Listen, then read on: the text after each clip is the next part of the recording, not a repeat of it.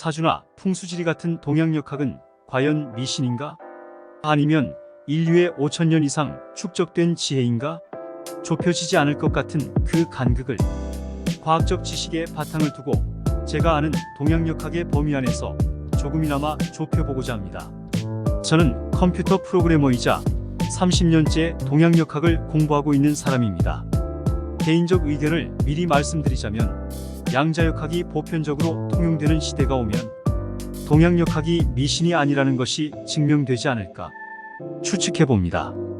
동양역학을 공부하려면 제일 먼저 알아야 하는 것이 하도와 낙서가 아니라 케플러의 법칙이라 생각합니다. 케플러의 법칙은 요하네스 케플러가 발견한 행성 운동에 관한 3가지 법칙을 말하는데 이것은 웹에서 검색해보면 자세히 나옵니다.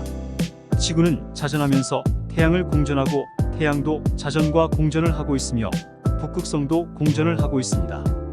이렇게 천체가 운행하고 있기 때문에 지구상에 사계절이 존재하며 생명체가 존재할 수 있는 것인데 사람이 살고 있는 지정학적 위치에 따라 계절의 변화도 지역에 따른 편차가 존재하기 때문에 살아가는 환경도 달라지며 인간의 기흉화복도 결국 천체의 운행 때문에 생기는 것이라 생각합니다.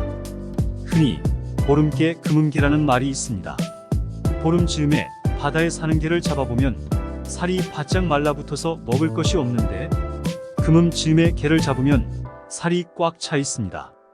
달의 인력에 의해서 살이나 조금 같은 조수간만의 차가 발생하기도 하고 또한 보름만 되면 도벽이 생기는 사람도 있습니다.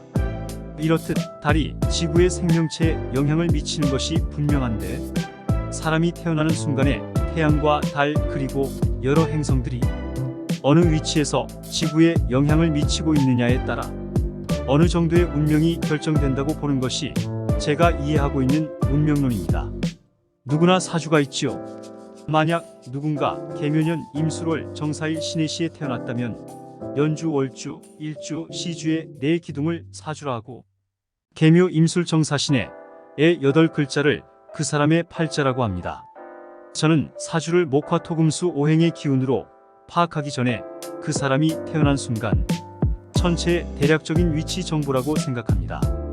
예를 들어 어떤 이가 추골에 태어났다고 하면 태양이 지구의 남반구 쪽에서 사선으로 비추고 있는 시기이며 태양과 지구가 여름보다 상대적으로 가까워진 시기에 태어났으며 달의 위치는 어디쯤이며 목성의 위치는 대략 어디쯤 있을 때 태어났다는 천체의 대략적 위치 정보를 사주팔자에 담고 있는 것이며 사주에서 자월이나 추골 같은 추운 겨울에 태어났다고 하면 살아가면서 따뜻한 불이나 태양의 기운이 필요하다고 보는 것으로 형이상학적 자연 법칙에 적용시켜서 풀이하는 것입니다.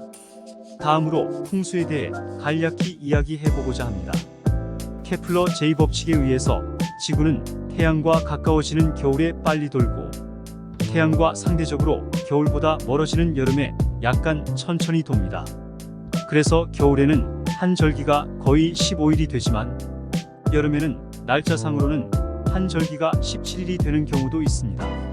겨울에는 지구가 태양과 가까이 있지만 지구에서 봤을 때 남반구 쪽에서 사선으로 비추기 때문에 추운 것이고 여름에는 태양이 겨울보다 지구와 더 멀리 떨어져 있지만 정면에서 비추기 때문에 더운 것입니다. 이것이 우리나라에서 새해 일출을 동쪽에 있는 독도보다 동남쪽에 있는 호미곶에서 먼저 볼 수 있는 이유이기도 하고 남양집을 고집하는 이유이기도 합니다. 또한 북반구에 있는 핀란드 같은 나라에 겨울에 해가 뜨지 않는 날이 50여일이나 되는 이유이기도 하며 남반구에 있는 호주 같은 나라에서는 추운 겨울을 겪어야 꽃이 피는 춘화 현상이 적용되지 않는 이유이기도 합니다. 풍수적으로 대산임수를 떠나서 남향으로 집을 지으면 여름에는 태양이 지붕 위로 지나가기 때문에 상대적으로 시원하고 겨울에는 태양이 사선으로 비스듬히 집안을 비추며 지나가기 때문에 상대적으로 따뜻한 것입니다.